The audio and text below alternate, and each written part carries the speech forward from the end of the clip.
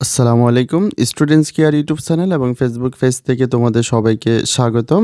এই ভিডিওতে আমি তোমাদেরকে অষ্টম শ্রেণী বিজ্ঞান ৩য় অধ্যায় পরমাণুর গঠন এই অধ্যায়টির ৩৪ থেকে ৩৮ পৃষ্ঠা থেকে তোমাদের বার্ষিক পরীক্ষার জন্য সর্বাধিক কমন উপযোগী খ বিভাগের সংক্ষিপ্ত প্রশ্নগুলো নিয়ে আলোচনা করব।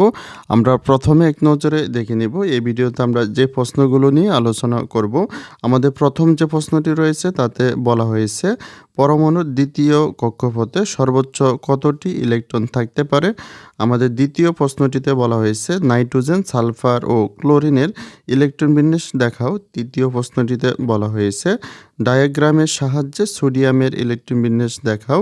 সর্বশেষ যে প্রশ্নটি রয়েছে তাতে বলা হয়েছে অক্সিজেন 2- আয়ন বলতে কি বোঝায়? আমরা এখানে প্রত্যেকটি প্রশ্নের সমাধান জানব। তার আগে এখনও যারা এই চ্যানেলটিকে সাবস্ক্রাইব করনি তারা এখনই এই চ্যানেলটিকে সাবস্ক্রাইব করো, আর যারা সাবস্ক্রাইব করেছো তাদেরকে অসংখ্য ধন্যবাদ। আমাদের প্রথম যে প্রশ্নটি রয়েছে তাতে বলা হয়েছে পরমাণুর দ্বিতীয় কক্ষপথে সর্বোচ্চ কতটি ইলেকট্রন থাকতে পারে? আমরা জানি পরমাণুর প্রতিটি কক্ষপথে সর্বোচ্চ 2n² সংখ্যক ইলেকট্রন থাকতে পারে। দ্বিতীয় কক্ষপথের জন্য n সমান 2 হওয়ায় দ্বিতীয় কক্ষপথে সর্বোচ্চ ইলেকট্রন ধারণ ক্ষমতা হচ্ছে 2 × 2² অর্থাৎ n² পরিবর্তে আমরা 2² লিখব। যেহেতু আমাদের n এর মান হচ্ছে 2, আমরা 2 এর পরিবর্তে 2 লিখলাম। 2² মানে হচ্ছে আমাদের 2টি অর্থাৎ 2 দুগুণে 4। আমরা 2² এর পরিবর্তে লিখব 4। আমরা যদি 2 আর 4 যদি গুণ করি 4 দুগুণে 8, অর্থাৎ আমাদের দ্বিতীয় কক্ষপথে সর্বোচ্চ ইলেকট্রন ধারণ ক্ষমতা হচ্ছে 8টি। আমাদের পরবর্তী যে প্রশ্নটি রয়েছে তাতে বলা হয়েছে নাইট্রোজেন, সালফার ও ক্লোরিনের ইলেকট্রন বিন্যাস করো। নাইট্রোজেন, সালফার ও ক্লোরিনের ইলেকট্রন বিন্যাস নিম্নরূপ। আমরা জানি নাইট্রোজেনের পারমাণবিক সংখ্যা হচ্ছে 7। আমরা জানি পরমাণুর প্রথম শক্তি স্তরে 2টি ইলেকট্রন থাকতে পারে। আমরা যদি 7টি ইলেকট্রন থেকে 2টি ইলেকট্রন দিয়ে দেই আরও বাকি থাকবে 5টি ইলেকট্রন, তাই আমরা দ্বিতীয় কক্ষপথে 5টি ইলেকট্রন বসাবো। আর আমরা যদি 2 আর 5 যোগ করি তাহলে আমরা পুনরায় 7টি ইলেকট্রন পেয়ে যাব। তারপরে আমাদের বলা হয়েছিল সালফারের ইলেকট্রন বিন্যাস। আমরা জানি সালফারের পারমাণবিক সংখ্যা হচ্ছে 16। আর আমরা জানি প্রথম কক্ষপথে 2টি ইলেকট্রন থাকতে পারে, দ্বিতীয় কক্ষপথে 8টি ইলেকট্রন থাকতে পারে। 2 আর 8 যোগ করলে হয় 10। আমাদের সালফারের পারমাণবিক সংখ্যা যেহেতু 16, তাই 16 থেকে যদি 10টি চলে যায় আরও 6টি ইলেকট্রন বাকি থাকবে, তাই তৃতীয় কক্ষপথে আমরা 6টি ইলেকট্রন বসাবো। আমাদের ক্লোরিনের পারমাণবিক সংখ্যা হচ্ছে 17। আমরা জানি প্রথম কক্ষপথে 2টি ইলেকট্রন থাকতে পারে, দ্বিতীয় কক্ষপথে 8টি ইলেকট্রন থাকতে পারে। 2 আর 8 যোগ করলে হয় 10।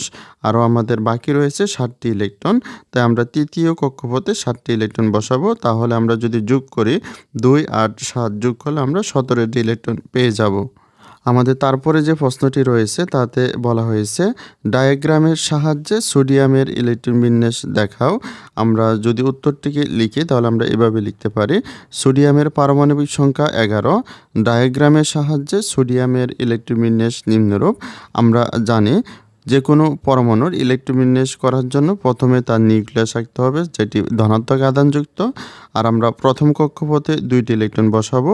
সোডিয়ামের প্রথম কক্ষপথে আমরা 2টি ইলেকট্রন বসালাম। দ্বিতীয় কক্ষপথে আমাদের 8টি ইলেকট্রন বসাতে হবে, তা আমরা দ্বিতীয় কক্ষপথে 8টি ইলেকট্রন বসালাম। তাহলে আমাদের মোট ইলেকট্রন সংখ্যা হলো 10। আমরা জানি সোডিয়ামের পারমাণবিক সংখ্যা 11, আরও একটি ইলেকট্রন বাকি রয়েছে, তাই আমরা তৃতীয় কক্ষপথে 1টি ইলেকট্রন বসাবো। তাহলে আমাদের মোট ইলেকট্রন সংখ্যা হবে 11টি। তারপরে আমরা এটি এভাবে লিখব। ইলেকট্রন বিন্যাস হতে দেখা যায় সোডিয়ামের প্রথম কক্ষপথে 2টি, দ্বিতীয় কক্ষপথে 8টি এবং সর্বশেষ কক্ষপথে 1টি ইলেকট্রন রয়েছে, যেটি আমরা চিত্র থেকেই দেখে দেখে লিখে দিতে পারি। আমাদের তারপরে যে প্রশ্নটি রয়েছে তাতে বলা হয়েছে অক্সিজেন 2- আয়ন বলতে কি বোঝায়? আমরা এখানে দেখতে পাচ্ছি অক্সিজেনের উপর 2- রয়েছে। মাইনাস থাকার কারণে এটি একটি ঋণাত্মক আয়ন বা অ্যানায়ন। আর আমরা জানি কোনো পরমাণুর উপর যদি মাইনাস থাকে তাহলে বুঝতে হবে তার অতিরিক্ত ইলেকট্রন রয়েছে। অক্সিজেনের উপর যেহেতু 2টি মাইনাস রয়েছে, তাই তার 2টি অতিরিক্ত ইলেকট্রন রয়েছে, অর্থাৎ সে 2টি ইলেকট্রন গ্রহণ করে তার 2টি অতিরিক্ত ইলেকট্রন তৈরি করেছে। তাই আমরা উত্তরটিকে এভাবে লিখতে পারি অক্সিজেন 2- বলতে বোঝায় এটি একটি ঋণাত্মক আয়ন বা অ্যানায়ন। অক্সিজেন পরমাণু 2টি ইলেকট্রন গ্রহণ করে অক্সিজেন 2- আয়নে পরিণত হয়েছে। নিরপেক্ষ অক্সিজেনের ইলেকট্রন সংখ্যা 8, কিন্তু অক্সিজেন 2- আয়নে 2টি ইলেকট্রন বেশি থাকায় মোট ইলেকট্রন সংখ্যা হচ্ছে 10। তাহলে ভিডিওটি এই পর্যন্ত। ভিডিওটি তোমাদের কাছে ভালো লাগলে কমেন্টে জানাতে পারো এবং পরবর্তী সকল ভিডিওগুলো সবার আগে পাওয়ার জন্য চ্যানেলটিকে এখনই সাবস্ক্রাইব করে রাখো।